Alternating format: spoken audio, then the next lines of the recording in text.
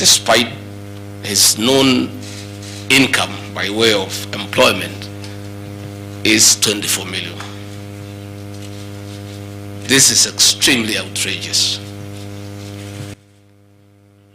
Honorable Mutuse goes ahead to give properties that he alleges are owned by one Rigathi Gachagua. I trust he was just given a document to sign. Had he taken some bit of time to do some research, he would not embarrass himself in the National Assembly. James Derito Gachagua was the governor of Nyeri and died in London on the 24th of February 2017, and yours truly, Rigathi Gachagua, was by his bedside. Prior to his death, 3 or 4 weeks before, in privacy, he wrote his will and appointed Rigathi Gachagua as an executor of that will, jointly with Mwai Mathenge, his close-time buddy, who is a quantity surveyor, and celebrated lawyer Njoroge Regeru. The three of us were tasked to manage his estate.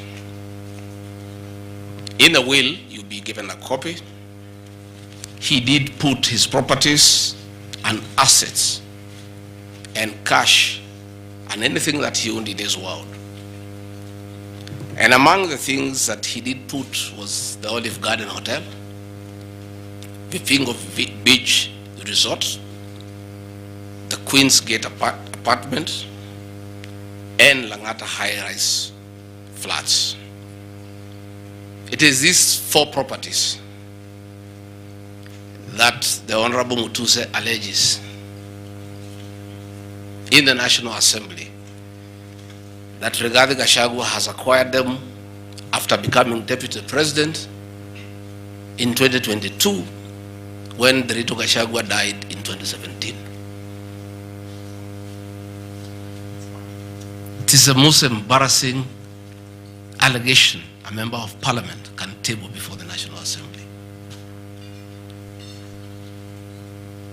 Those properties were constructed and were in operation when the late Gachagua was alive.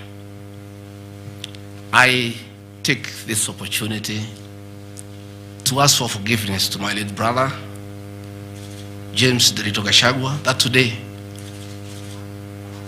as your younger brother defends himself,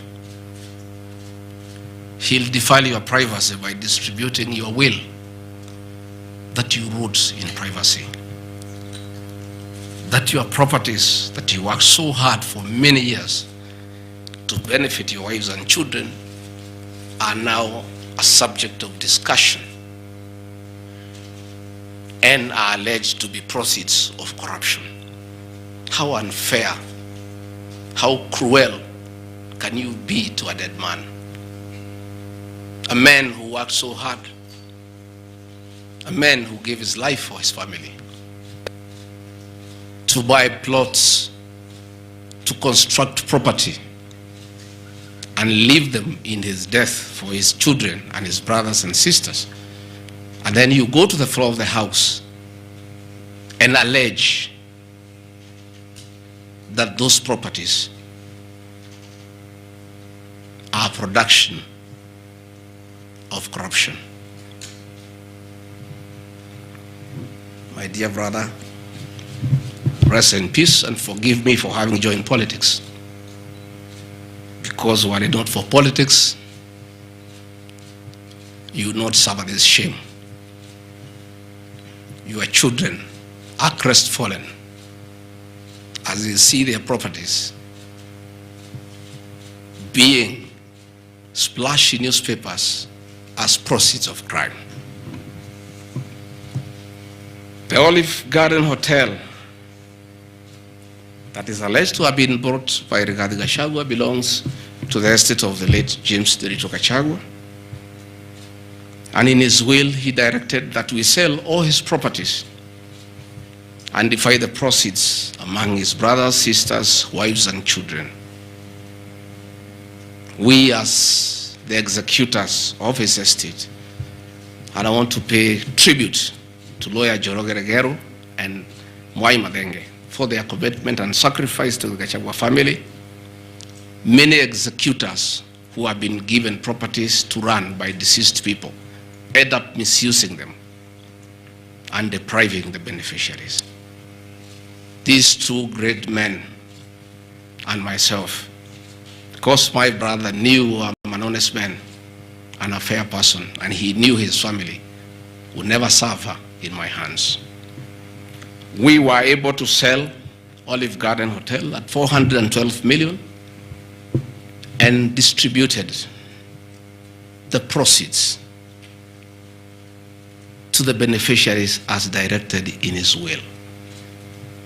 We registered his will in the High Court of Kenya and were given the probate. And my late brother, in his wisdom, left Rigathi Gachagua 5% of his wealth. I was therefore able to get 20 million shillings from this sale. That is money that is in my account, that again I'm told they are proceeds of crime. He left my mother 5% of his wealth, another 20 million shillings. And since my mother is dead, my late brother, because he trusted me, had put in his will that I hold my mother's shares in trust. So that is another 20 million shillings in my account. Again,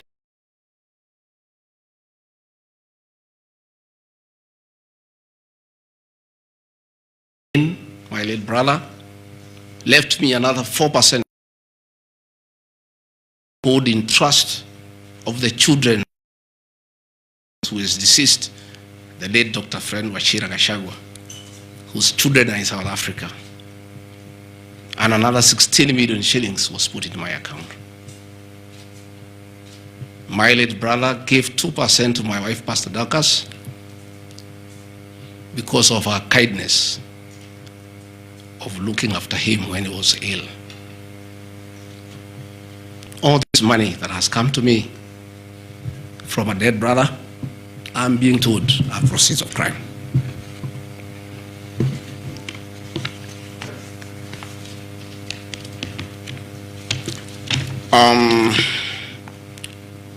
Queen's Gate Service Apartments, another property belonging to the late Gachagua, is another property that I'm told I've bought as when I'm deputy president. That is why I have 5.2 billion worth of money.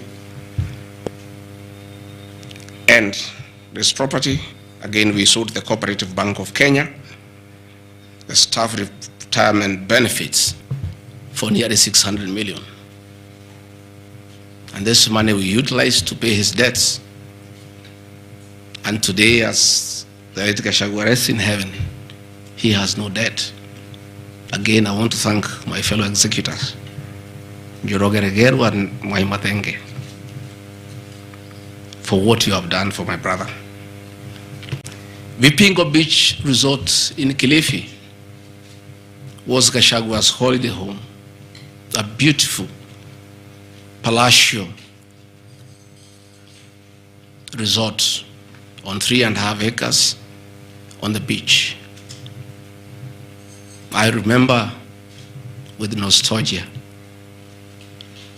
that he used to host us there every Christmas to enjoy ourselves. This property belongs to the estate of the deceased because ourselves have a family. We want to retain it for sentimental value so that when we visit there, we remember him.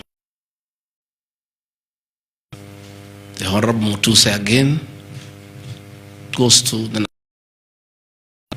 in a very emotional manner, quoting the Bible, says that this property has been bought corruptly by the deputy president without knowing where the money has come from. I have seen some land, Rogoro Kiamariga, 1223 in Mathera East constituency. To start with, Rugoru Kiamariga is not in Madera East constituency.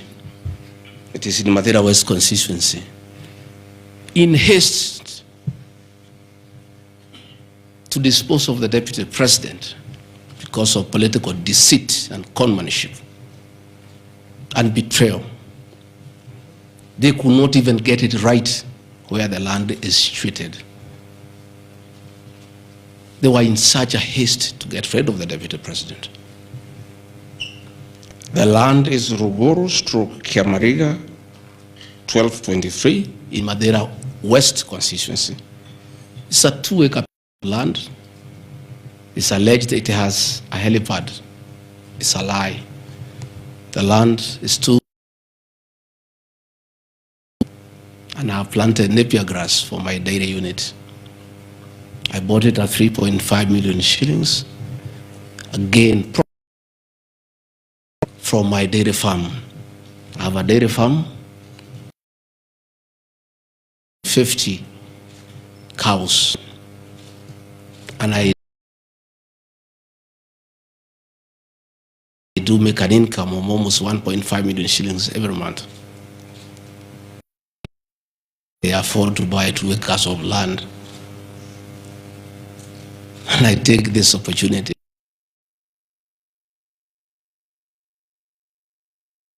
Anytime I've gone to the Rift Valley, in appreciation of the support I give, President gives me a cow or 2.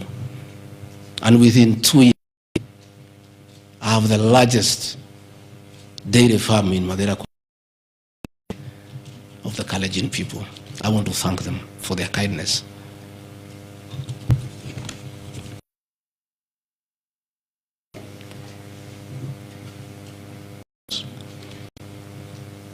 As Deputy President of the Republic of Kenya, I saw the Honorable Njoroge Wainaina, the MP for Kenny, signed the notice of motion to impeach me on the allegations, this one being among them. Had there been no malice, Njoroge Wainaina, the Honorable MP for Kenny, would have advised the Honorable Mutuse that he sold me this land in the year 2015. I have a sale agreement I'll give you with this picture. I bought this land from the Honorable Njoroge Wainaina in 2015. I was not even a member of parliament. Yet he has appended his signature that I should be impeached and go home for having corruptly bought 40 acres of land in Kakuret. In fact, the land is not 40 acres, actually 35. The allegation is that it's 40 acres. But that land is 35 acres. The people of Kakuret know it. I bought it from the Honorable MP for Kenny. And had he read this motion, I'm sure he would not have signed it. But as you all know, there was a lot of coercion. There was a lot of intimidation. And I'm sorry that I'm told the Honorable Wainaina is admitted in hospital because of threats, coercion. He is being forced to hang a brother against his will and his conscience. These are the lies that Mutuse brought to the National Assembly, and asking the people of Kenya to get rid of the Deputy President of the Republic of Kenya based on lies. I have seen another ridiculous allegation that the Honorable Gachagua, Deputy President of the Republic of Kenya, has since becoming Deputy President, acquired 80 acres of land in Meru. That is false. What is true is that the Deputy President is a member of Solution Circle Limited in Meru. And for those who do not know, the Deputy President is half Meru, half Kikuyu. His mother, the late mother, Kirigo Gachagua, was born in Meru in a place called Katheri, and thereafter settled in Kiberesha. Deputy President Rigathi Gachagua sometimes is a lonely man. His father is dead, his mother is dead. His brother, Derito Gachagua, the governor, died of pancreatic cancer. His brother, Dr. Fred Wachira Gachagua, died because of alcohol. His other brother, Jackson Riani, died because of alcohol. His sisters are married. So when he goes home, many times he's lonely. And he decided to look for some land in Meru where he can go and build a house and be among his relatives, his mother's relatives. And in the process, I identified that 29-acre land and borrowed money from Solution Circle, which I'm paying every month. We'll give you documents.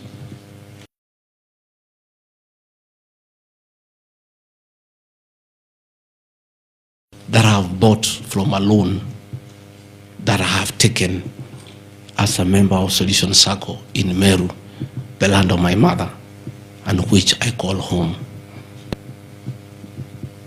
I have seen an allegation that I have a dairy farm in Nyandarua. I don't have a single animal in Nyandarua. I have some little land in a place called Shamata, but I'm yet to do anything about it. I think I just mentioned it to one of the member of parliament for that area called Gachagua that I would like to start a dairy farm. And I think in those rumors in parliament, the Honorable Mutuse went ahead to say that I own a dairy farm in Nyandarua. I own no such farm today, but God willing, because of the good climate in Daragwa, in Shamata, one day, God willing, I'll have a huge. I have seen companies listed just to create an impression that Rigathi Gachagua is doing business. I want the people of Kenya to know that Rigathi Gachagua was a businessman before he became a politician. And he had a life. And that life is part of his history. So getting companies 15 years ago, 13 years ago, 10 years ago, and publishing them.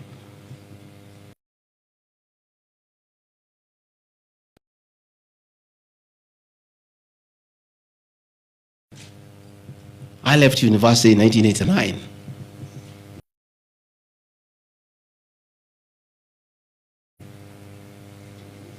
I left for the private sector for another 15 years. In those 15 years, I was a very astute businessman. And luckily for me, maybe of you are not that lucky, it was during the Kibaki era when things were working. The economy was strong, business environment was right, and there was room to make money. And I made money at that time. Those are old companies, and they are not trading. And when I became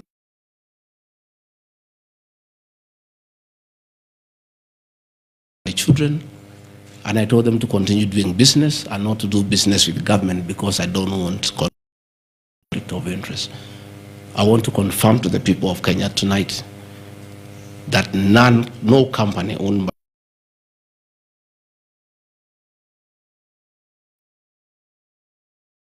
Honorable Mutuse or anybody else linking the Gachagua, the Rigathi family with business deals with the Kenya government. I agreed with my children that they do business with the private sector, do farming, and run. This just for clarity, because I don't think they are worth a reply, because there's nothing about them. Rigathi Gachagua Foundation. As member of parliament, I was educating orphans. I was educating children of single mothers.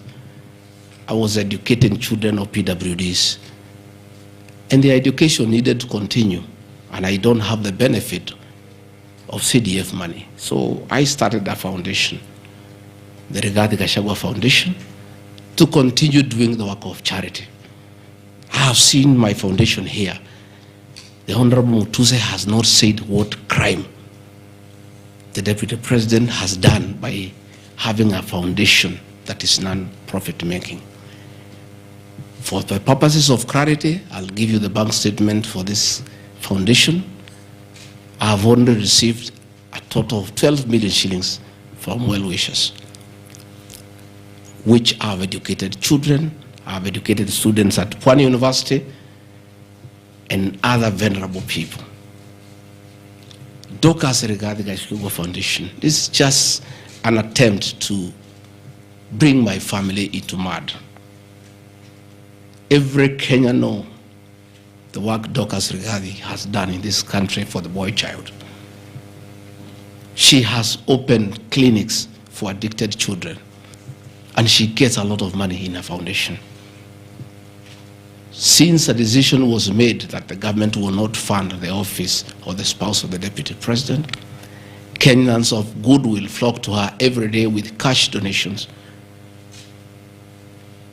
with material donations, for her to continue with a very good program she's doing of rehabilitating children in Kilifi, in Mombasa, in Nyandarua, in Laikipia, in Nairobi, and her work is well documented. I am here to see from the mover's motion what crime the Gachagua Foundation has done. There is no allegation, there is no evidence, there is nothing. Against the Gachagua Foundation, there is nothing. Spiritway Limited is a company registered by Dorcas Rigathi that does work with church ministries. This ministry has not traded, does not even have a bank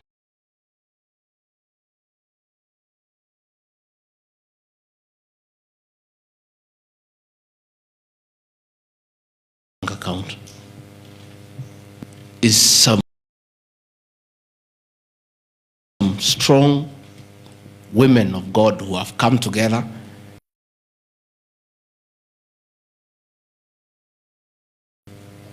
to preach the gospel. The mover of this motion has not indicated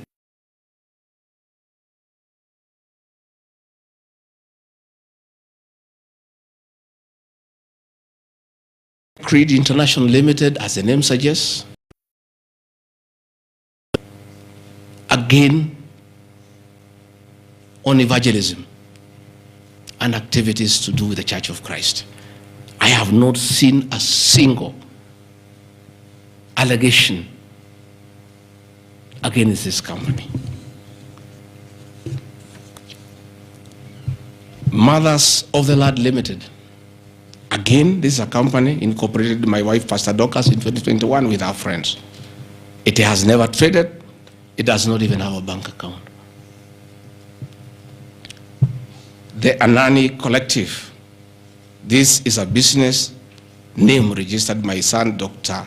Keith Rigathi, in 2021 before I came into office. And the ideas he had, they have not yet to fruition. So the company is dormant. I am where to see a single allegation. Pass Apartments Limited, a company that the executors of the late Gachagua put together to manage Langata View Apartments. The late Gachagua left 80 apartments for his children in Langata and asked us to sell and the proceeds to the wives, the children, and the brothers in a formula that he gave. In a family meeting that I chaired, we agreed as a family that we should not sell the flats. We should share them so that everybody can be getting a rental income. In that formula, because of the shares he gave to me, I have 10 flats. His daughter has 10, his wife has 5, another one has 2, another has 1. So we did put this company together called Grand Bypass Apartments Limited. This is a company that will be managing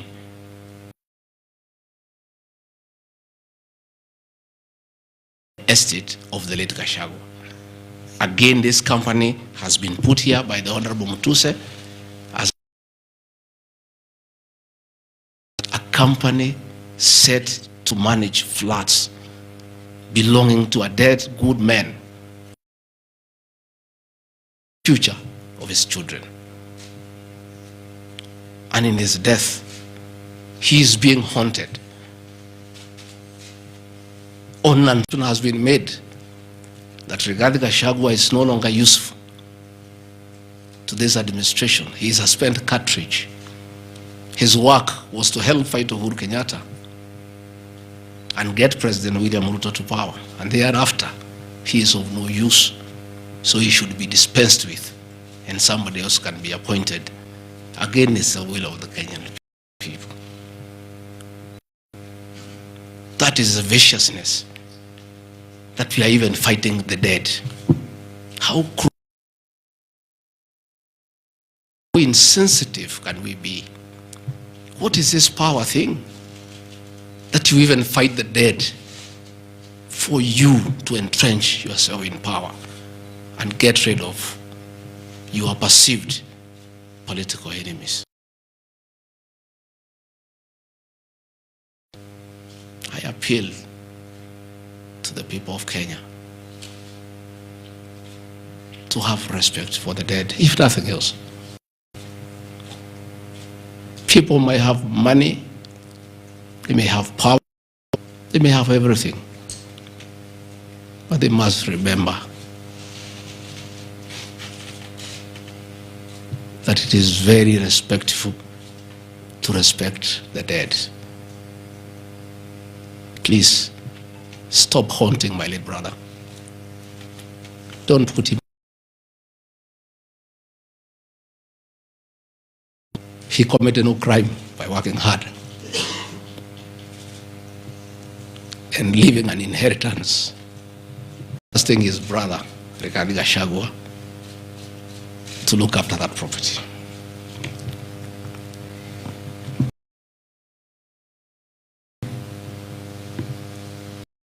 Fortis Viz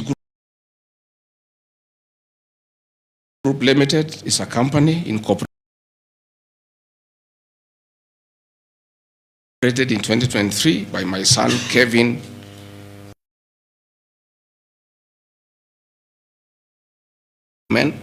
This company has not even taken off. They are still figuring out.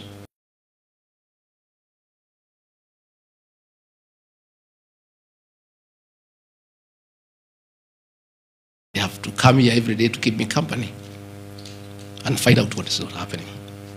This company has not even started. These are young people, children. Why do you want to destroy the press? You want to destroy their father. These are innocent boys who have decided to invest in their own country. Why do you want to destroy them? You can destroy Rigathi Gachagua, fair enough, he has lived for 59 years. But these boys, hardly 30 years. Why do you want to destroy them?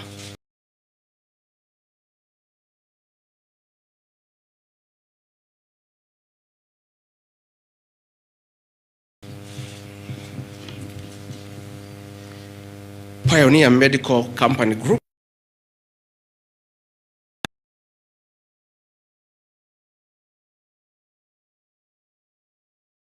Why are you bringing it to Parliament?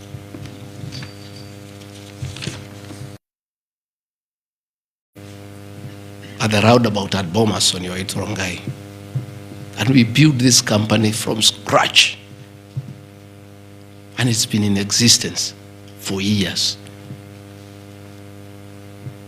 And when we stopped trading with it, we put up apartments in Koroi, in Rongai, called Rido Plaza, that are managed by this company.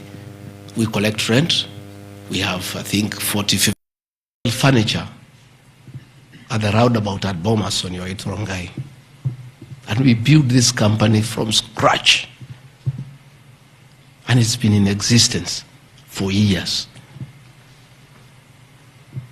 And when we stopped trading with it, we put up apartments in Koroi, in Rongai, called Rido Plaza, that are managed by this company. We collect rent. We have, I think, 40, 50 flats there, and pay tax every month. What wrong has Rido Furniture Mart done? Rido Plaza was constructed in 2012, 10 years before Gachagua became deputy president. Even if you want to kill his men and make sure he's totally destroyed, why don't you pursue him for the 2 years he has been in office? Why do you want to go back 20 years before he became deputy president and criminalize his enterprise and his hard work? Biovet Kenya Limited is a company, again, I founded in 2009. Many years before I even went to parliament. It has not done business for the last 15 years. Not a single shred of evidence that this company has done wrong. It's not there. Murani Manufacturers Limited. It's a company that is founded by a character from our village and sold some shares to my wife and my children and interested them in manufacturing feeds for pigs and for chicken. It never even took off. This company has never traded in government. It has not done any business. It is actually dormant. I'm told the account has only 132,000 shillings. And you want to set the Deputy President of the Republic of Kenya, a man elected by 7.2 million Kenya shillings, because his wife and children have some shares in a company that has 132,000 shillings. Surely. Delta Merchants Limited is a company I founded in 2009 during the Kibaki era. It has not done business for 15 years. We demand that you say what this company has done. Wamunyoro Investments Limited is a company named after my village in Wamunyoro, which I founded in the year 2001 as a construction company. This company owns a lot of property that I bought in those years when the economy of this country was on sound footing. Since I became deputy president, we ceased all activities of this company. It has not done a single transaction with anybody. The company is dormant, but it owns property. Those properties were bought and acquired long before I became deputy president.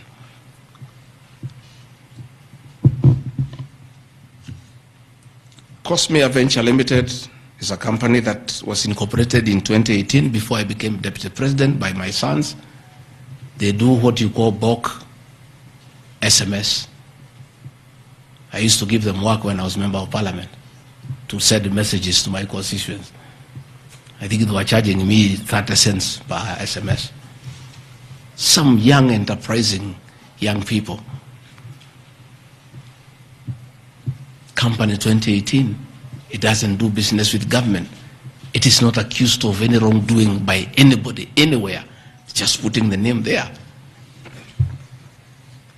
Royal Crimson Ventures Limited, again, incorporated in 2018 by my children to do their little business. No allegation of any wrongdoing has been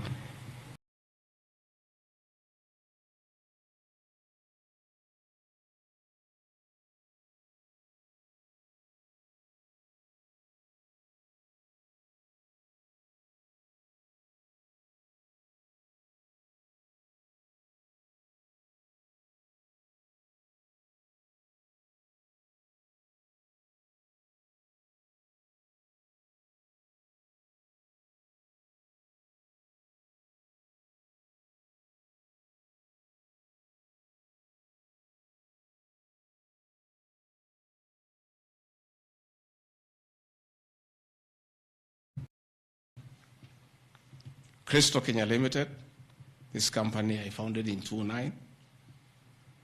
And when I became deputy president, I gave out my shares to my children. When myself and my wife, we got out and asked them to continue doing business.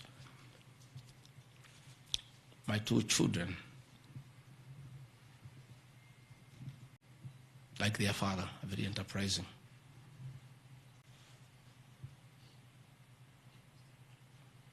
Nyeri County, where I come from, we were hit badly by COVID. And all our hotels shut down. Hundreds of jobs were lost. Many people who were supplying to those hotels shut down. The two most important hotels in Nyeri is the Outspan Hotel and the Treetops Hotel, and they are always run together. The Outspan Hotel was for sale, and my children were interested, and I encouraged them.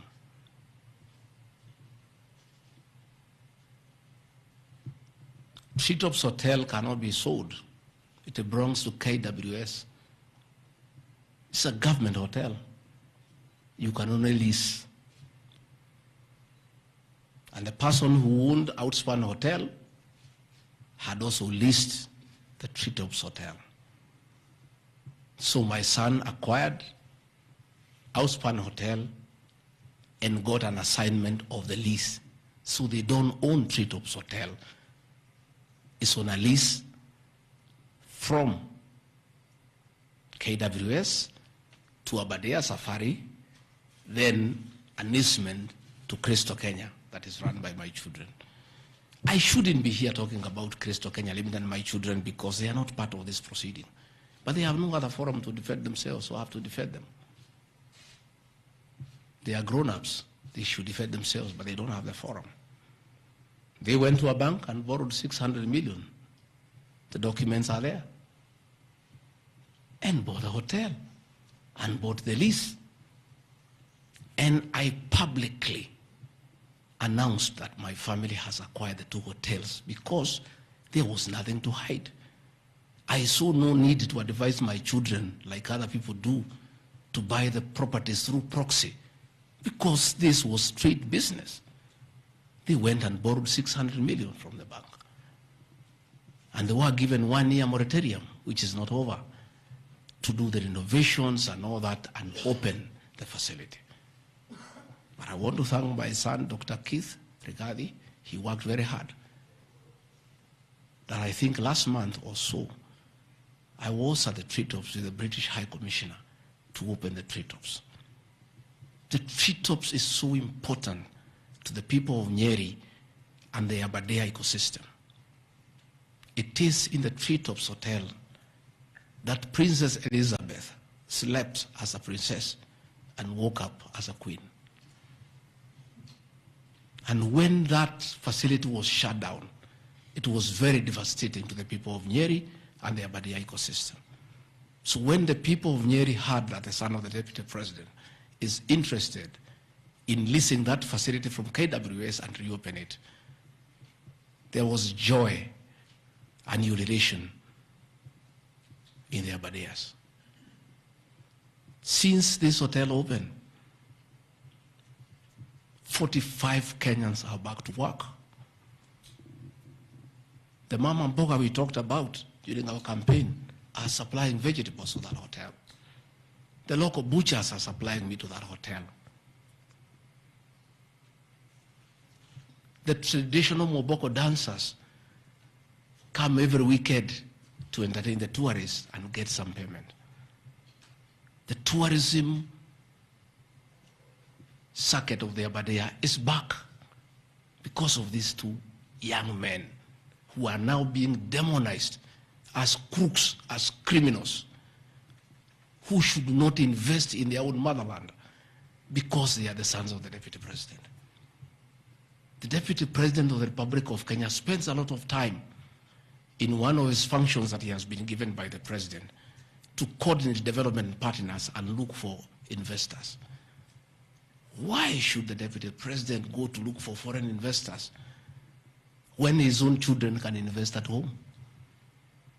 Children of many other people I know hide their money in Dubai and Cayman Islands. They don't want to invest here. What crime have the children of the Deputy President of the Republic of Kenya committed by borrowing money from a bank to buy a hotel and spur tourism, create employment, and spur business within the local environment? These boys are so demoralized, asking me, Dad, why didn't you advise us that it's a crime to be your children, that we have no life of our own, that we shouldn't invest in our own country, and if we dare to invest, we should do it at our proxy so that we conceal our identity? Are we criminals by virtue of being your children? That's a question my children are asking me.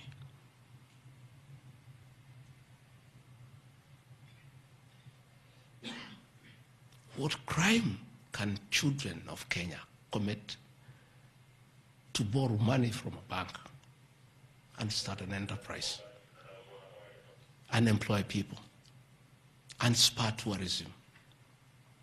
How unfair can a country be to its young population to condemn them for being enterprising? I'm being told by the National Assembly that I need to be impeached from office because my children have dared to borrow money, buy property in their name and invest in their own country. And for that, their father should be sent home. I want to conclude by Karadi Farm Limited. This is a farm I founded in 2001 with my wife, Pastor Dorcas. And it runs our farms. It runs our dairy farm in Nyeri that is doing very well. I'm making $1 million shillings or so every month. And I sell calves, and it's doing very well. And my farm now has become a model farm for the local farmers. We are doing chicken, we are doing rabbits, we are doing sheep. Again, nobody has told me what crime has Karandi Farm committed. Technical Supplies and Services Kenya Limited, a company I founded in 2001. I did business during the Kibaki era. When things got very bad, I stopped doing business with it. It has not done business for the last 8 years. And of course, in the 2 years I've been Deputy President. I want proof. Tomorrow, the National Assembly to table proof what these companies have done. They will be very embarrassed before the people of Kenya. This will be the most shameful act ever in the history of our National Assembly, where you go table a motion that is so sensational based on trash and not a single accusation backed by evidence. I have seen an allegation that exerting influence on officials of the Ministry of Lands to issue an allotment letter to Wamunyoro Investments Limited and using the fraudulently acquired documents to support a court case. Again, Wamunyoro Investments Limited was never allotted any land. This parcel of land, 209/12077, Wamunyoro acquired at 24 million shillings in the year 2012. The documents are there, we'll give them to you. Purchase from a third party. Somebody went to the National Land Commission and lodged a case and claimed the property belonged to him, a former senior outside the Ministry of Lands. And the National Land Commission made a determination, the records are there, that the land belongs to Wamunyoro Investments Limited. Again, he went to the High Court in the year 2022. I was not Deputy President. I made my witness statement before I became Deputy President. I supplied all documents before I became Deputy President. I did not file any evidence as Deputy President. And the matter was concluded, and the High Court issued a judgment. We'll give you the judgment that the land belongs to Amanyoro Investments Limited. I am told that they have appealed the judgment. I invite the Honorable Mutuse to apply to be co-joined in the appeal, and then he can argue his case. This is a matter that has been adjudicated by the High Court of Kenya and made a determination. And you want to bring it to the National Assembly. The matter is alive with the Court of Appeal. It is sub judice to even discuss it in Parliament because a determination has been made. Irregular procurement of mosquito nets at a cost of 3.7 billion. I saw a huge headline from the Star newspaper, planted headline. This is the most ridiculous headline I've ever seen. And this is the most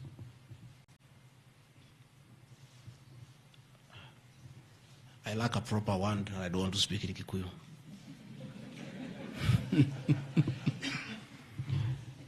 I think somebody needs to give me some water.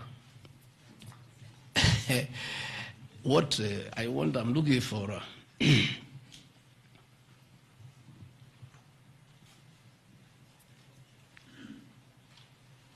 I have seen that allegation. I want to respond as follows. One,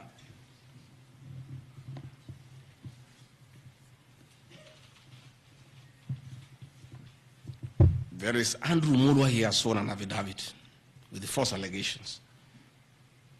And he had better be very careful. Because he has made a statement on oath. In the affidavit, he says that Deputy President was involved in KEMSA 3.7 billion irregular procurement of malaria nets, either directly or through proxies. Further,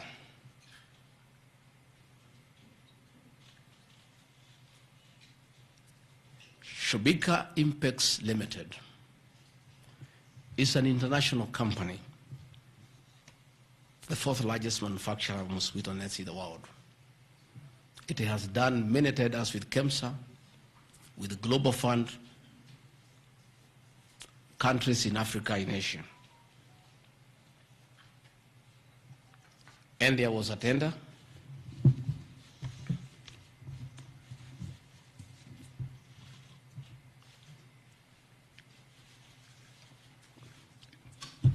There was a tender funded by Global Fund through KEMSA, and it was an international tender for manufacturers.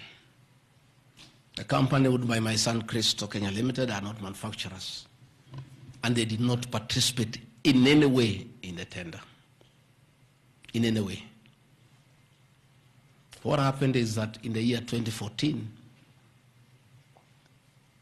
8 years before I became Deputy President, Shobika Impex Limited appointed Christo Kenya as their local agent, whose work is to do their errands and follow their supplies at the ports of entry. Christo Kenya did not participate in this tender. It was done by Shobika. KEMSA wrote to Shobika and said, your tender was not successful because you had a problem with pagination of your security documents. Pagination. Those of you who have done tenders, you number the pages. And if they are not right, you can be disqualified. And therefore, they were told, can you come and collect your bid board, your regional bid board? That's what happens. If you participate in a tender and you don't win, you are asked to collect your bid board. And they kept on coming to collect the bid board. It was not available for almost 3 months. And they asked the local agent, that is Christo Kenya Limited, can you follow up on our behalf? We participated in this tender. We did not win. We have a letter asking us to collect the bid board. We are waiting for it because this is money that is tied. As our agent in Kenya, can you follow up? And that is why when my son, on behalf of Crystal Kenya Limited, went to KEMSA trying to follow up, and when it was not working, he brought it to my attention and I made a call to Mr. Andrew Mulwa, asking, my son has been here. There's a little issue about a bid board of an unsuccessful tenderer. Why is it that this is money that is tied? And these are foreigners, these are foreign investors. We don't want to make life difficult for them. Please, why don't you release it to it unless there's a problem? No, he said, no, the matter is under investigation. That is why we cannot release it. The bid board is with the SEC. I said, fine. If the matter is under investigation, so be it. Right along, the investigations were over. EACC wrote to KEMSA and returned the bid board. KEMSA in return wrote to Shobika and returned the bid board. End of story. Shobika did not win the tender. They were not awarded the contract to supply the nets. No nets were supplied by Shobika. No public funds were lost.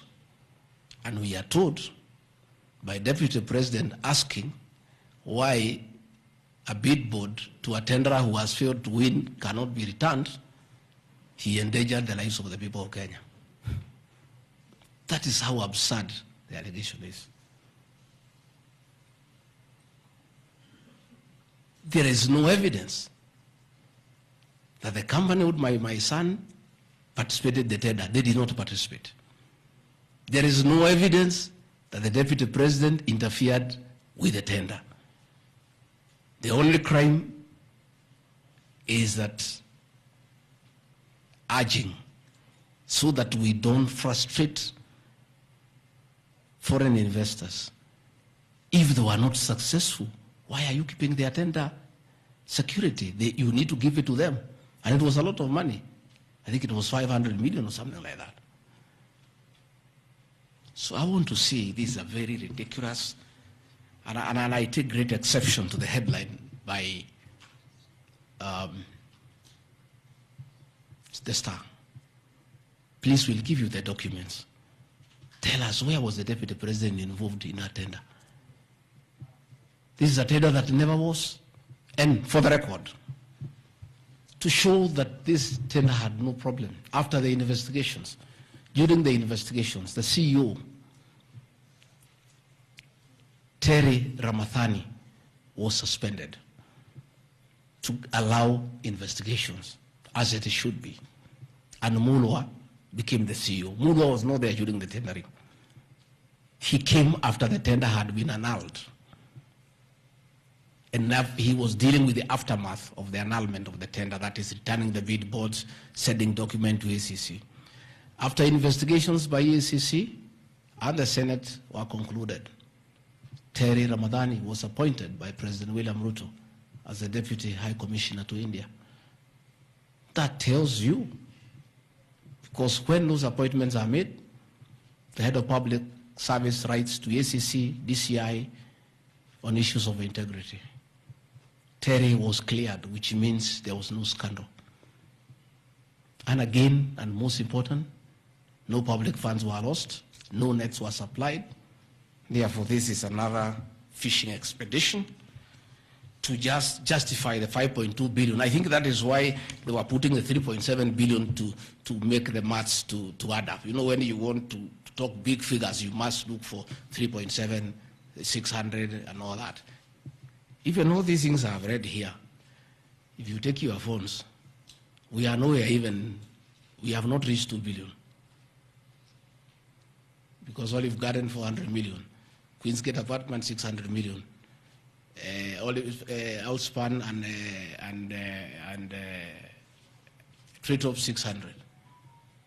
So these are just figures that were being put to the people of Kenya so that they can see us into bad light. Unnecessary and expensive renovation at the official residence in Karen and Mombasa. How Mutuse knew it's unnecessary, I don't know. He has never been here. You guys were here before. When President William Ruto was deputy president, he was denied funds for 5 years. This place was in very high state of disrepair. It took me 7 months to move in. The roofs were leaking, the toilets were blocked, the septic tanks was broken down, the borehole was broken, there was nothing. Parliament, in its own wisdom, allocated funds for the renovation of this residence. As a deputy president, I have nothing to do with public expenditure. In fact, at that time, the accounting officer, between 2022 and 2023 financial year, was the State House Controller. Procurement was done, tender was awarded, and the renovations were done. And you can see, the place looks good. There was need to dignify the office of the deputy president because he has a function of coordinating development partners. Ambassadors and high commissioners and all sorts of international visitors are always here. So to dignify the office of the deputy president, the residents needed to be in the right standard, and that is not my decision, and I have nothing to do with it. As for the contractor who was awarded the job, I don't know him, and I don't need to know him. I have no business. Where he transferred his money, I would not know. I have no access to his account. Whether he is related to me, the answer is no. I don't know him. And for the record, I don't wish to know him because it's not necessary.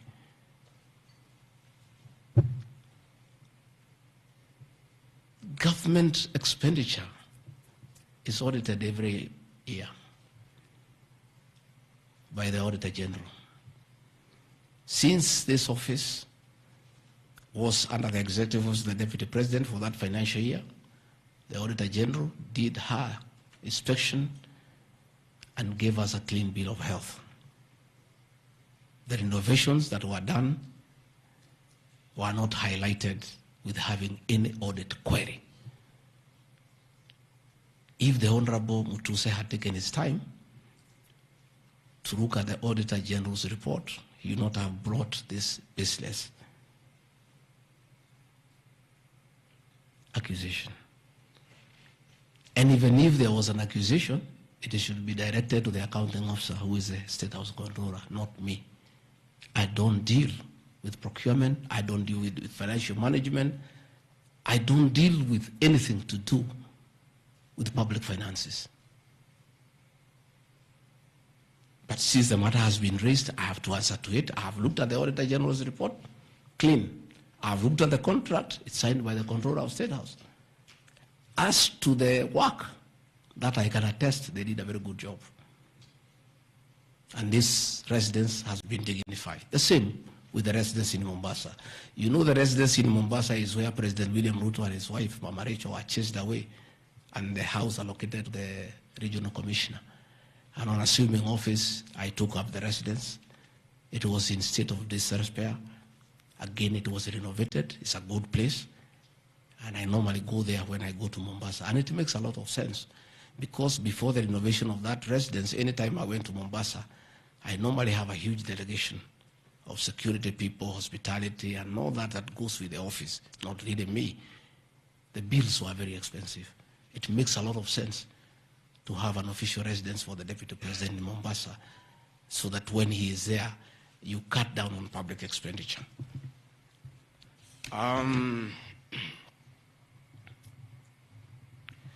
Dubiously acquiring a substantial portion of sum of 100 million paid to Lusona Events Limited. Again, that's another ridiculous acquisition. From the notes, this is people who give services here for events. We have many meetings. You have come here for IBEC. There are tents put up here to the required standard. We have meetings here for development partners. This is a very busy residence. Most of you have been here. Again, I don't get involved in procurement. That is the work of the accounting officer and his team in public finance management. As to the person who does that work, I don't know he or she, and I have no business knowing who does the work. Those are things that are not in my purview. Again, the ridiculous accusations that that money came to me, one would have to demonstrate how it came to me. Was it brought to me through my account, through cash? Who was there? What is the evidence? Again, it is just trying to throw mud at me. And I want to say that that accusation is baseless, and we believe we want to see the mover of the motion coming up with tangible evidence. Again, these accusations lack particularities and specifics. They are just generalized accusations. Again, we'll be challenging that again in court, because there is a ruling that grounds of impeachment must be well grounded and must be particularized and specific. This is just an allegation. Where is the nexus between the supplier of events to this residence and the Deputy President, Gachagua? There is no nexus. I don't know the person. I don't know the company. I'm not involved in the procurement. I don't even know how it is procured. All I do is I want events, and they are arranged, and I take part in those events. Those accusations of funds utilizing the Deputy President, in the office of the Deputy President, coming for my personal benefit, are ridiculous, unfounded, and totally malicious, and there is no evidence whatsoever. And I want you people of the press to also want these people to give you the evidence. Don't just write headlines. Ask, where is the evidence? Where are the particulars? You know, you don't just allege, oh, this particular supplier, this money went to the Deputy President. Yes, fine, that is good. How? How did it go to the Deputy President? You must explain.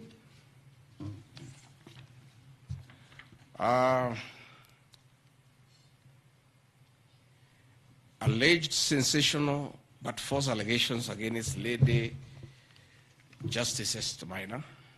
It is alleged that a special notice of motion at ground 4 had a gross violation of the Constitution, that I publicly attacked the Lady Justice Esther Maina and forcibly threatened to bring action against her. I did not threaten to bring any action against Justice Maina. I did bring action against her. I was just informing the public because I'm a public officer and I have freedom of speech.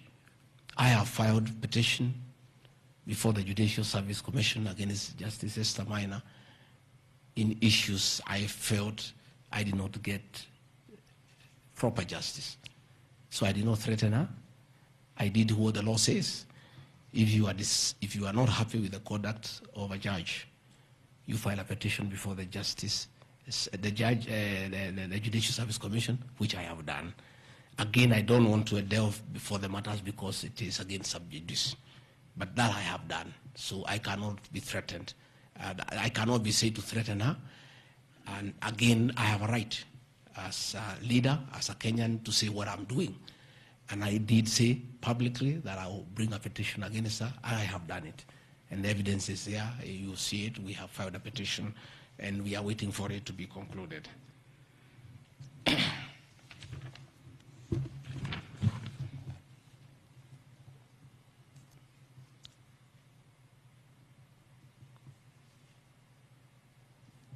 Again, I want to emphasize that my statements were protected speech consequent to a decision by the landed judge in a matter involving my personal assets, which I disagree with and found to be wholly unfair.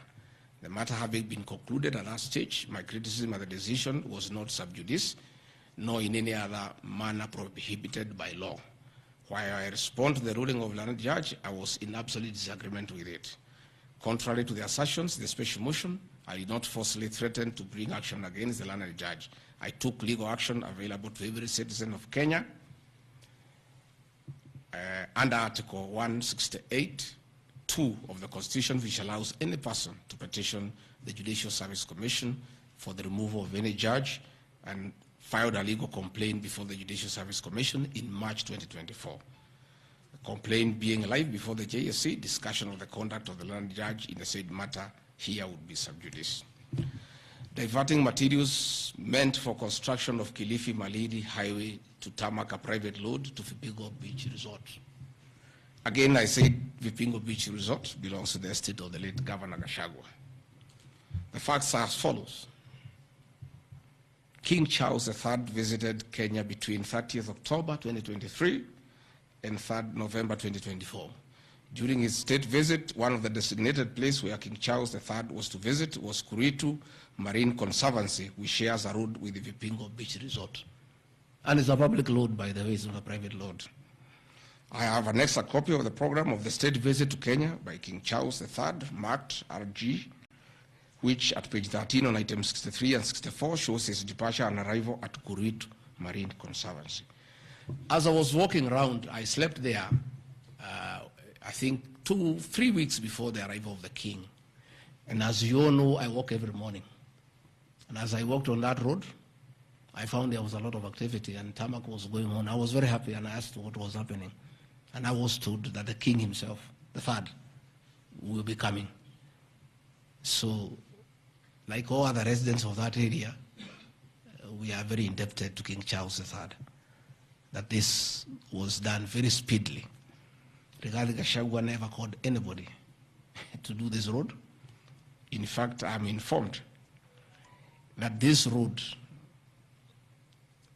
is donor funded, the one to Kilifi, and there is a component of corporate social responsibility. And I have learned, after I have inquired, that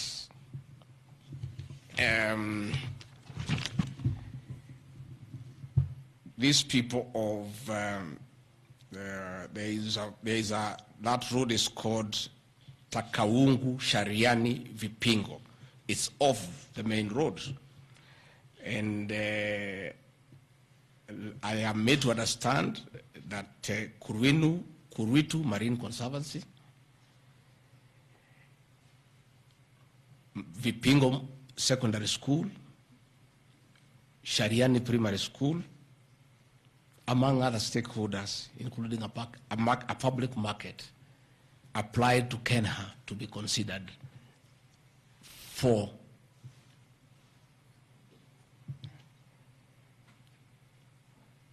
corporate social responsibility.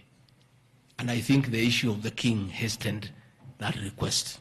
And that's why I said we are grateful to the king. Again, I invite evidence to show that I influenced that road. In any case, I would like to know the member of parliament for that area, how he will vote in this motion. He should be a very happy man. If Deputy President Rigathi Gachagua occasioned a tarmac road to be done in his constituency, he should vote for me. But I didn't. And when I went there, that Shariani market, people are very happy with that road, because I walk there in the morning when I sleep there. People are very happy with that road. The secondary school there, the boys and girls are very happy. The primary schools are there. And again, contrary to the assertion by the Honorable Mutuse, it's not a private road, it's a public road. And it is serving many people, a primary school, a secondary school, a market, and a whole community, including the family of the estate of the late Governor Gachagua. We are just beneficiaries of good deeds by our government that were hastened by the arrival of His Majesty the King III. Undermining the President and the Cabinet by allegedly making contradictory public statements from the position taken by Cabinet regarding the evacuation of the people residing along Nairobi River. To start with, for the record, President William Ruto has never complained to me that I have undermined him.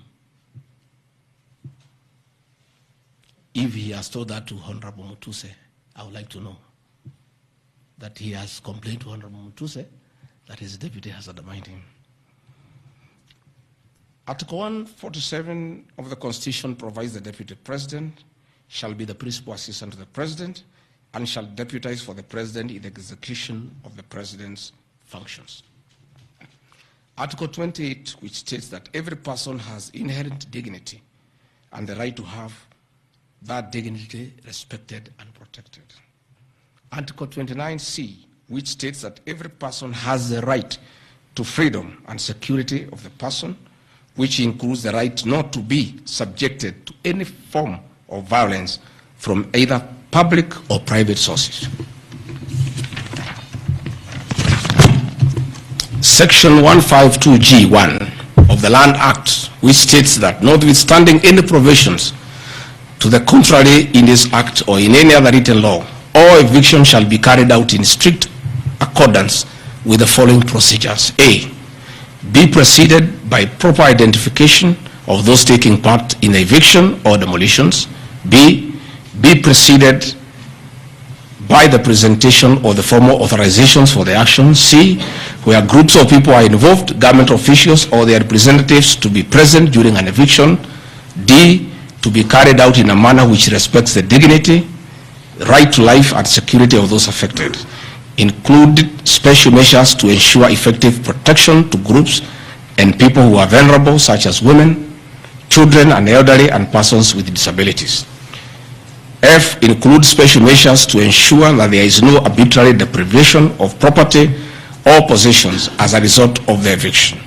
G, include mechanisms to protect property and possessions left behind involuntarily from destruction. H, respect the principles of necessity and proportionality during the use of force and give the affected person the first priority to demolish and salvage their property. Critically, our Constitution provides at Section 147(2) that first, the Deputy President shall perform the functions conferred by these constitutions and any other functions of the President as the President may assign. Pursuant to Article 3 of the Constitution, I, as well as every citizen of Kenya and state or public officers, have the obligation to respect, uphold, and defend the Constitution in performing any of my functions. The national values and principles of governance contained in Article 10 of the Constitution by those state organs, public officers, and all persons, including myself as the Deputy President, wherever we make or implement public policy decisions. In relation to this matter, these national values and principles include the rule of law, democracy, and participation of the people, human dignity, equity, social justice, inclusiveness, equality, human rights, non-discrimination, and protection of the marginalized. Adherence to these principles became extremely important when we, as state officers, are contemplating legal evacuation of citizens with a duty to avoid inhuman forced evictions that would be contrary to our Constitution and international law.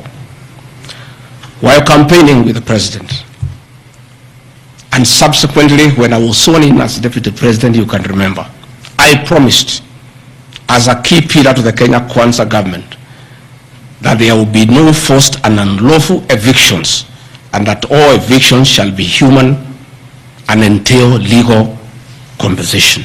You remember my inauguration speech. I said never again shall this administration carry out inhuman evictions in a brutal manner as was done in the previous administration. I and my office, the Office of the Deputy President, have undertaken extensive engagement with all parties in regard to the cabinet decision on eviction, which I fully support, including the Nairobi River, which is an entity under the ODP and County Government of Nairobi. Adherence to these principles become extremely important when we as state officers are contemplating legal evacuation of citizens with a duty to avoid inhuman forced evictions that would be contrary to our Constitution and international law. Guideline number 6 of the United Nations General Assembly, guidelines for the implementation of the rights to adequate housing, prohibits forced evictions, and the state should ensure that any eviction under domestic law are fully compliant with international law. The guidelines further require meaningful engagement with communities to ensure that the rights of residents are implemented cooperatively without the need for eviction procedures or police enforcement.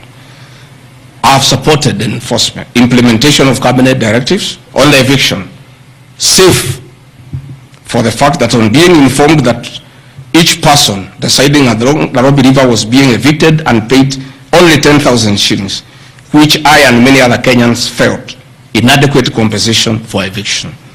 I insisted that the government should abide by constitutional dictates and international norms while implementing any cabinet decision, including eviction, and maintain the dignity of citizens of Kenya facing evictions.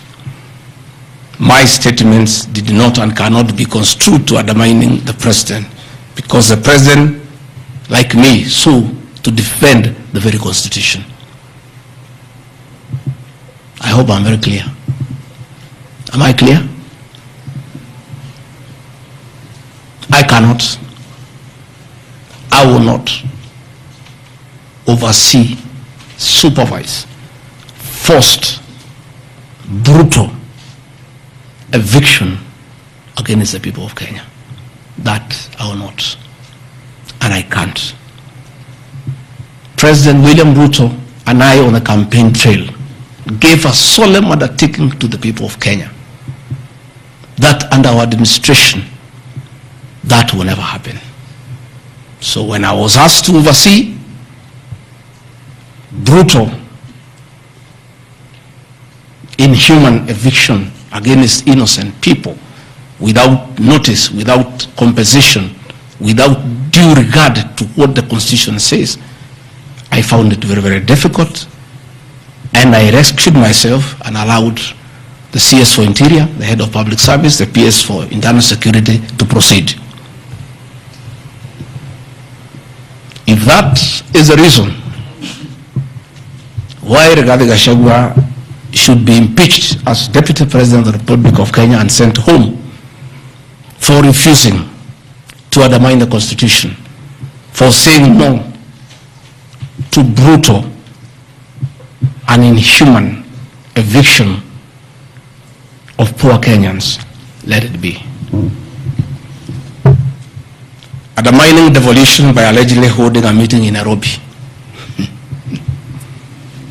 Good people. I'm sure you are as embarrassed as I am. That a deputy president holding a public meeting to talk to the people of Kenya is undermining devolution. To start with, Deputy President Rigathi Gachagua, in the duties spelled out by the President under Executive Order number 1 of 2023, he has the duties to coordinate intergovernmental relations. I work with the governors. This is the home of devolution. I hold meetings with the governors every day. I chair IBEC. I cannot be accused, and I need evidence tabled that I undermined devolution. The motion alleges that on 29 September 2024, I unlawfully interfered with the running of the Nairobi City Council government by holding a public rally where I allegedly incited citizens against law directives of the county government on planning and relocation of markets. This is my response. It is not true that I incited citizens against the law directives of the county government as alleged. I wish to clarify and point out that when I held the public rally, I merely requested the governor of Nairobi County to speak and listen to grievances which were being raised by the market traders. Videos will be produced tomorrow in the National Assembly. I, Rigathi Gachagua, asking Governor Sakaja to take time to listen to the people and listen to their grievances. The traders had sought me out to intervene and request the governor on their behalf to dialogue with them and seek a solution to their grievances with regard to the relocation of markets. Had the governor listened to these traders, they would have had no business coming looking for me. All I was saying is listen to the people. Before you relocate them, have public participation. Most of those traders have lived in Wakulima market for 40 years. They wanted to discuss with the governor what happens to us, what happens to our customers, what happens to the distances that we cover, what about the extra cost of going to the new relocation. And I think the traders were right. Requesting a meeting with an elected leader is their right. And when they requested me to go and meet them, because they were desperate and they needed somebody to hear to them, I did go and speak to them. Again, This motion alleges that on 20 September 2024, I unlawfully interfered with the running of the Nairobi City Council by inciting citizens against law directives of the county government. The leadership of Nairobi business traders approached me sometime in March 2024 at my official residence to discuss multiple issues affecting business and requested engagement in the resolution and intervention on these issues adverse to business. Consequent to this meeting, I directed that short, medium and long-term strategies be undertaken, coordinated by the Office of the Deputy President, to address the issues raised that are cross-cutting with agencies including KRA, Kenya Post Authority, Counterfeit Authority, Kenya Bureau of Standards, the National Police Service, Kenya Corporate Board, given that the violation is under the Office of the Deputy President. I was just doing my work. On 11th April 2024, the Small Traders and Government Agencies Technical Committee, coordinated by my office, held a meeting to discuss issues raised by the small traders, including Udhuru Market, attended by ODP staff in a supportive role in keeping with the draft framework of cooperation and engagement between government, Nairobi City County, and the Nairobi business traders.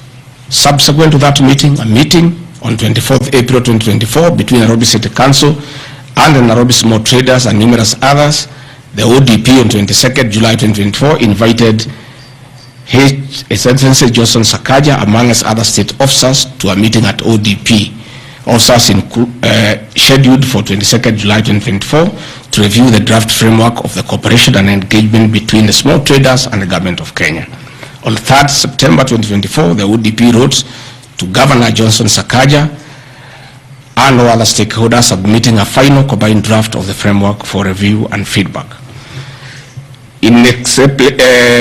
After all the engagement between all the parties and the draft framework, Governor Sakaja decided to arbitrarily proceed with the relocation of Udhuru Market. That gave rise to the cry by the people. Meetings had been held, a framework had been agreed on, and as an elected leader, as Deputy President, I think going to listen to people who are in anguish, who are crying, is responsible leadership. The government that President William Ruto and I lead is a listening government, and going to listen to people cannot be an impeachable crime. I would like to know how members of parliament would want to send me home for going to listen to people who are crying that they need to be listened to. I would like to understand. Undermining devolution by allegedly holding meetings to fight alcohol.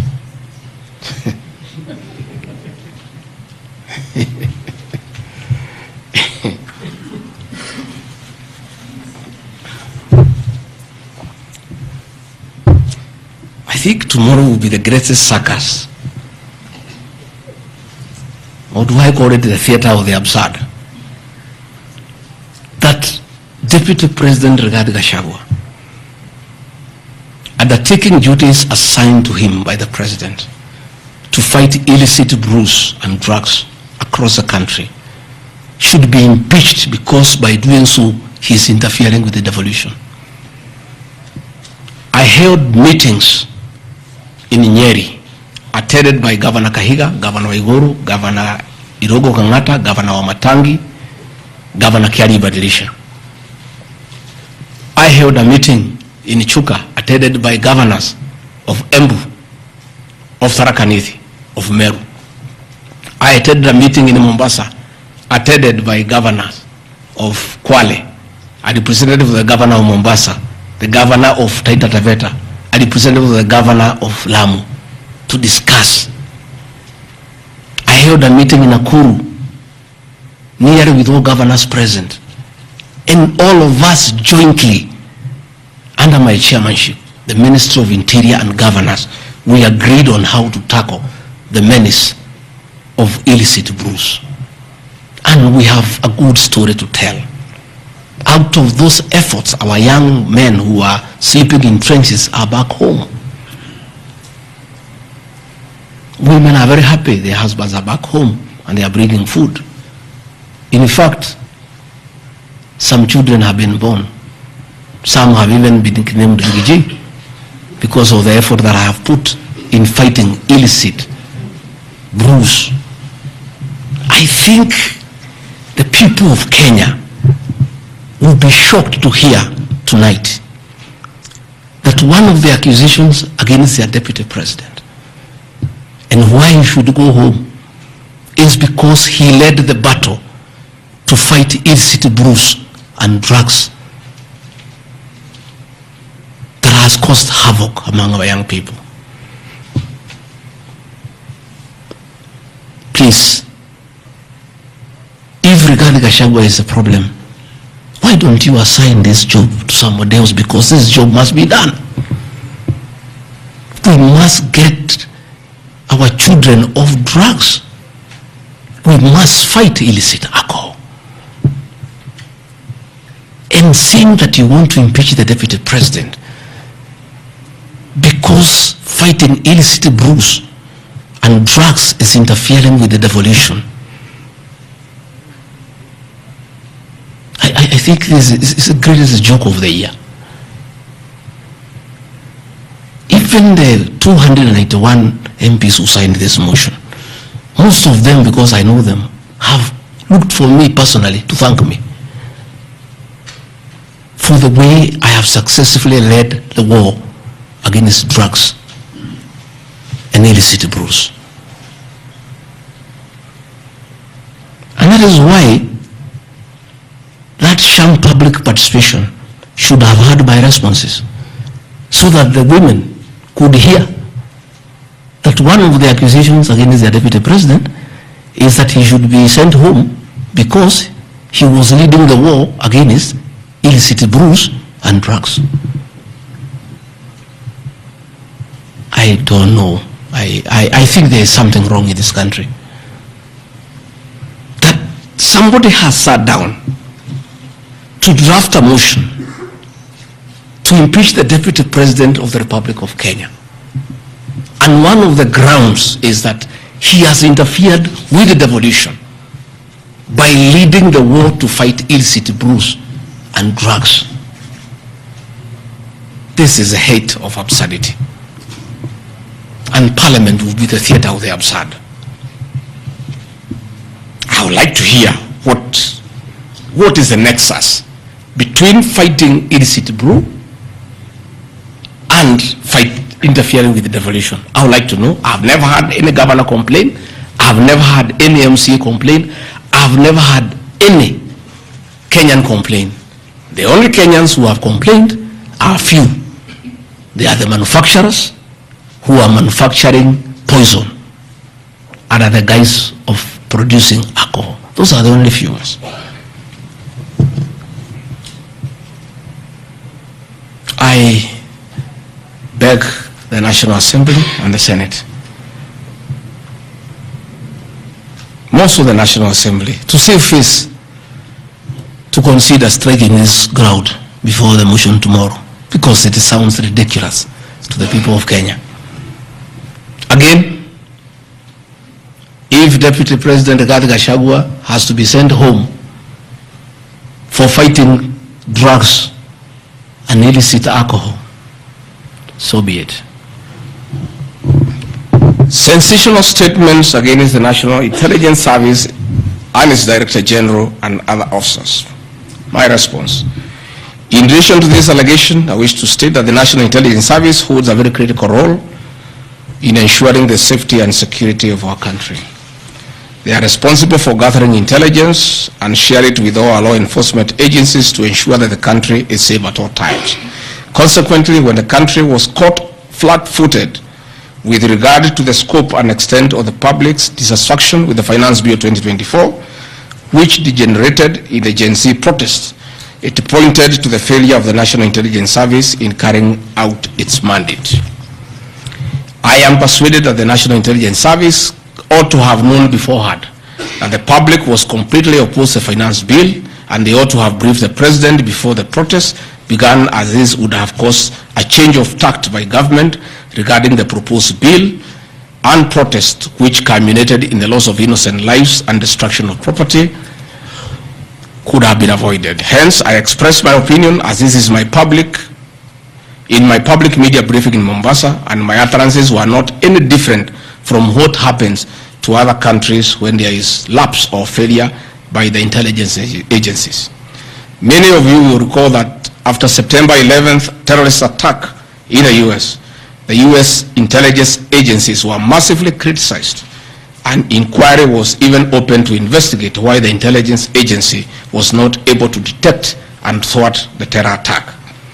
Under the Constitution of Kenya, the government agencies are supposed to be accountable to the Kenyan people, including the National Intelligence Service, and calling them out when there is a dereliction of duty does not amount to undermining them. In any case, the Director General of NIS is not above the law. He is a public officer. Just like the President, the Deputy President, Cabinet Ministers, he too is subject to criticism like any other public officer. In fact, I will have videos. President William Ruto, as Deputy President, at one time criticized the then Director General of the National Intelligence Service. In another video, he heavily criticized the then Inspector General of Police for the performance. I have learned from my boss how this job is done. It's clear. It's done. I mean, nobody, the President is criticized daily. The Deputy President is criticized daily.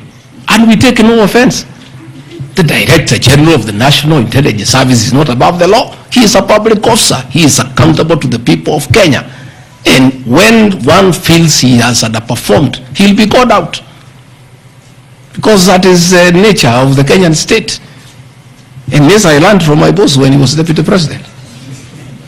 Again, there was an issue that the President and I committed ourselves publicly that never again in our administration shall ever we allow abductions and extrajudicial killings. Despite the police keeping on misleading the President to say that there are no abductions, you all know, you have evidence on video that they have happened. And that is what I commented, and I said it is wrong. And because I'm a truthful person, I'll say what is wrong when it happens. Despite the fact that I am compelled by the principle of collective responsibility to be part and parcel of every decision made by government, that I'll continue to do so, but only those decisions that are constitutional and within the rule of law. Abductions and judicial killings are unconstitutional. I will never support them.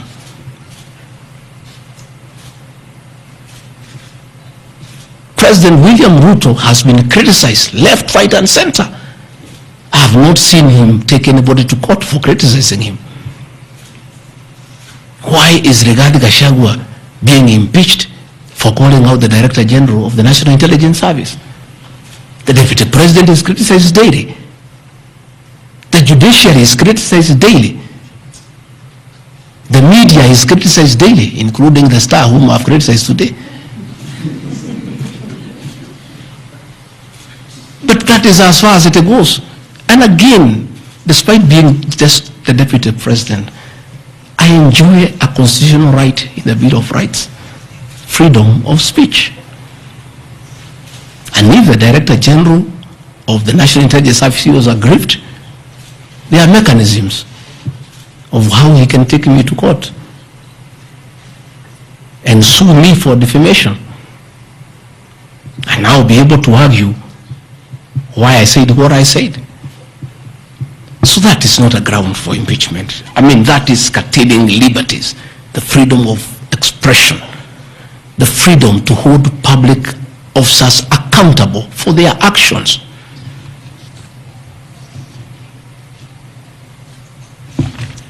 And I want to say finally,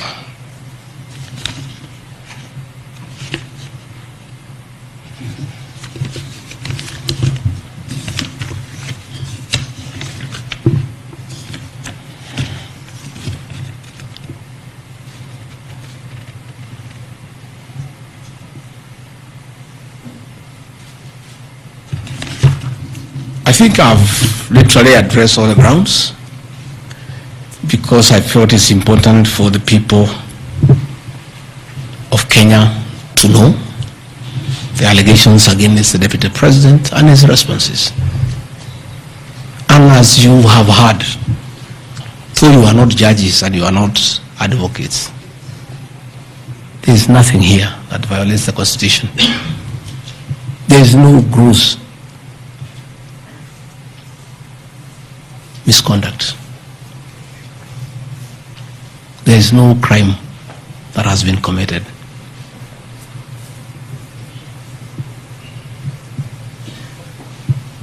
I'm innocent on all these charges, and I want to clarify my apology yesterday to the President did not in any way imply that I'm guilty of these charges. I'm not. This I'm not. My statement was that if there is something I've done to the President that I don't know, that probably has upset him, I ask for his forgiveness. But that was in no way an admission of this ridiculous allegations meant to overturn the will of the people. Finally, in conclusion, I want to say that overturning the will of the people is not a joke. It calls for very serious violation of the Constitution. None of these issues here meets the threshold. We'll go to Bunge tomorrow. I'll be there at 5 for 2 hours, and I'll put my case. In the unfortunate event it proceeds to the Senate, I'll be there again to prove my innocence by way of evidence.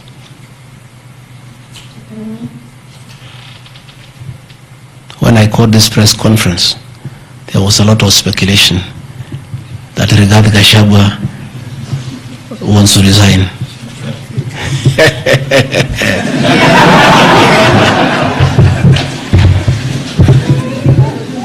This is a man elected by 7.2 million Kenyans. How dare you suggest to him that he can do so without public participation?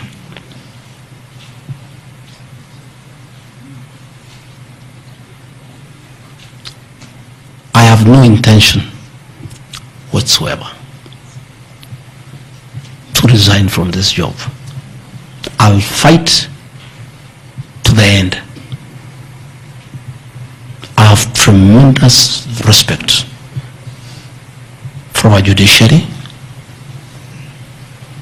and the professional judges of the High Court, the Court of Appeal, and the Supreme Court, and in the professional manner they have handled serious issues affecting Kenya.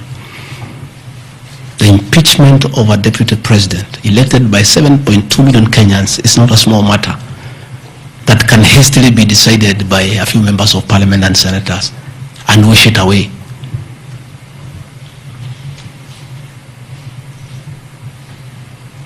I'll submit myself to independent institutions to get justice. And I'm sure, I have no doubt in my mind that I'll get justice. And this impeachment will be thrown out. And I'll carry out my duties as deputy president. That is why anybody sending feelers to me to resign is a joker. And I've found a few people using my friends to come and sweet talk to me. Please, my friends, I don't want to become enemies with you. When you are given such silly messages, don't bring them to me. I have no intention. I cannot resign. I did not give myself this job. I was given by the people of Kenya. I've done nothing wrong against the people of Kenya whatsoever. I've worked hard. I've been very loyal to my boss, President William Ruto. I have worked hard every day.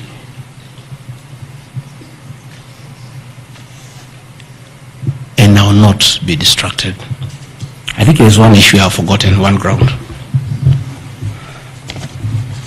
The issue of the shareholding, isn't it? Even you guys can remind me if there's one issue that I have not dealt with.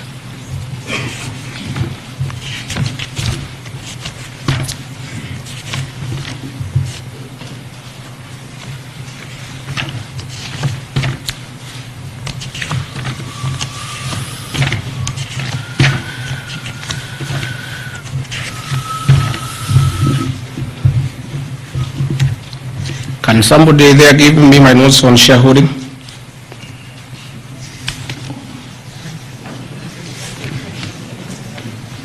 Yeah, I have them here. That's okay. Yeah. This is an important one. Yeah. There are several. I had not. There are a few silly ones. There's one that.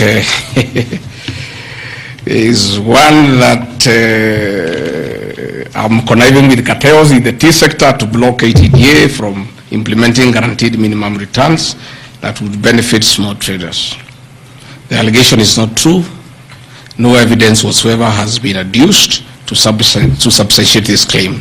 As far as I know, I've successfully completed my mandate, which was assigned to me by the President, which culminated into creating synergy between people who had taken KTDA to court and suspended the operation of the Tea Act.